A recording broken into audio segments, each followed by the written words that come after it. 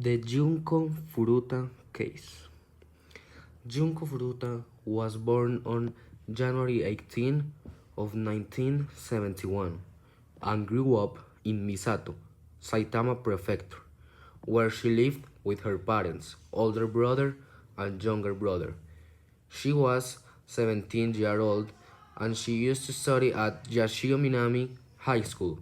And she used to also work a part-time job at a plastic molding factory on October of 1988. Furuta also accepted a job at an electronics retailer where she planned on working after graduation. Furuta was well liked by her classmates and teachers, and had high grades and infrequent absences. According to her friends, she dreamed of becoming an idol singer. Furuta used to be a popular student at Yashio Minami High School, known for her beauty, intelligence, and excellent grades. As I said before, she was very popular among all of the students. She had the reputation of a good girl, never drinking, smoking, or using drugs. Unfortunately, something terrible happened in November of 1988. The 17-year-old's life took a tragic turn when she was kidnapped on her way home. The perpetrators of the crime were four teenage boys that she used to study with: Hiroshi Miyano, Joe Ogura, Shinji Minato, and Yasushi Watanabe. At the time of the brutal act, they were aged 18, 17, and 16. This gang of teenagers was led by Hiroshi Miyano, who had a history of problematic behavior dating back to his early childhood. Miyano's criminal behavior escalated over time, and he eventually got involved with gangsters and frequently committed sex crimes. This happened as he was a member of the Yakuza, one of the most biggest criminal groups in Japan and maybe in all Asia. He committed crimes such as purse snatching, extortion, and rape. Miyano was known as the school bully and often boasted about his connection to the Yakuza. This made everyone in the school fear him, including his own parents. He had a huge crush on Junko and approached her with a proposal, but she turned him down and rejected his advances outright. Miyano could not handle the rejection and became furious, as he had never been turned down before. It was this anger that led him to seek revenge on poor Junko, and he enlisted the help of his friends to carry out the heinous friends. A few days after being rejected, on November 25 of 1988, Miyano and Minato were hanging out in a local park in Misato, looking for unsuspecting victims. At around 8:30 p.m., they spotted Junko riding a bicycle as she was returning from her part-time job. Minato kicked Furuta off her bike, creating a distraction, and Miyano approached her, pretending to be a concerned bystander offering to escort her home. Unfortunately, Furuta accepted his offer without suspecting anything, and this started it all.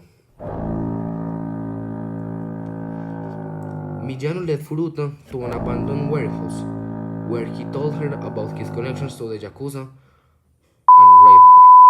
Later, he took her to a nearby hotel when he raped her again, threatening to kill her and her family if she made any noise.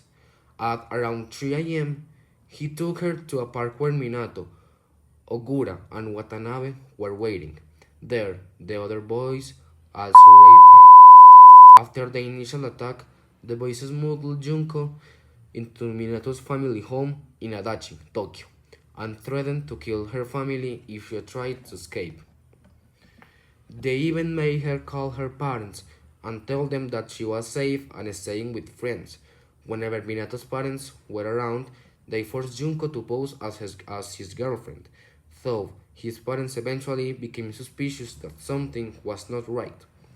Unfortunately, the fear of the boys was enough to keep Minato's parents in the dark about the horrors that were unfolding in their own homes. Over the course of 44 days, Junko was brutally tortured by the boys in unspeakable ways. They used scissors, bottles, a hot exploding light bulb, grilled chicken skewers, roasting needles, and iris to inflict pain on her. They even burned her with cigarettes and cut off her breasts. The boys hung her from the ceiling and beat her with golf clubs and iron rods, inflicting unimaginable pain. But now, the real question is why some other people did something? Why Minato's parents didn't act or tell him something? Actually, there were two opportunities in where the girl could be saved. Let's go on. On two separate occasions, Junko could have been saved. One boy who saw her reported the situation to the authorities, but when the police went to investigate, they were assured that there was no girl in the house and left. On another occasion, Junko was able to dial the police with a phone, but she was caught by the boys before she could say anything. On January 4 of 1989, Hiroshi Miyano reportedly angered after losing a game of Mahjong the night before. Mahjong is a Japanese game with around 136 tiles and is often used in gamblings.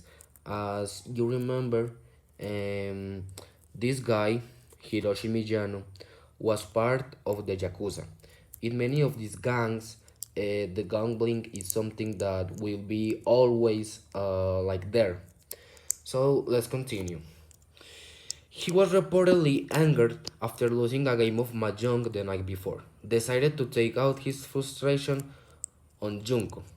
He poured lighter fluid on her body and set her on fire. The perpetrators punched, punched her repeatedly, dripped hot wax on her face, and placed candles on her eyelids. They also forced her to drink her own urine and kick her until she fell onto a stereo unit, causing convulsion. Despite her severe injuries, the perpetrators continued to beat her and even dropped an iron exercise ball on her stomach multiple times. The attack reportedly lasted 2 hours, during which time Furuta suffered immensely. Unfortunately, she eventually succumbed to her injuries and passed away.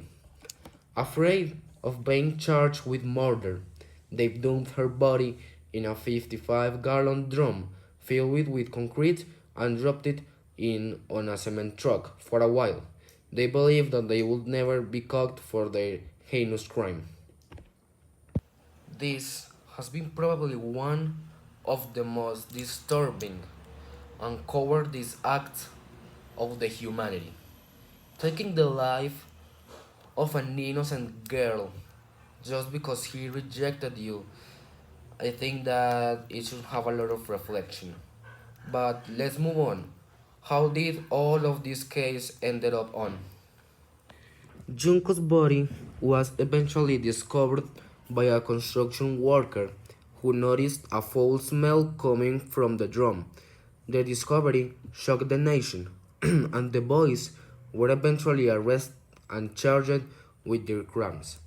Despite the overwhelming evidence against them, the boys maintained their innocence on a cowardice act, and it was only after a lengthy trial that they were found guilty and sentenced to prison. Hiroshi Miyano, the main perpetrator of the heinous crime against Junko Furuta, was sentenced to only 20 years in prison. Shinji Minato received a sentence of 5 to 9 years. Joe Ogura was sentenced to 5 to 10 years, and Yasushi Watanabe received a sentence to 5 to 7 years. Furuta's parents were understandably devastated by the loss of their daughter and were dismayed by the sentences received by the teenage boys who had brutally tortured and murdered her. They felt that the sentences were too lenient given the severity of the crime. In addition to seeking justice for their daughter, Furura's parents also won a civil suit against the parents of the boy, in whose home the crimes were committed.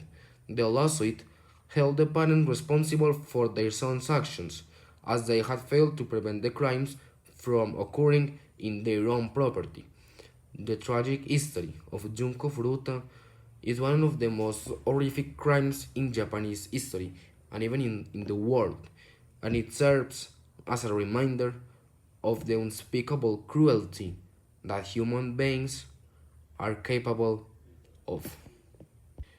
If you like the video, please, I encourage you to subscribe and give us a like. All of this info is not easy to find, and we try to summarize it all of it here for you. So please subscribe and hit the like button. See you on the next one. Here you will see some of the images that were took during Junko Furuta's torture. It may be places, it may be the unique Junko. So please, I suggest discretion with these images.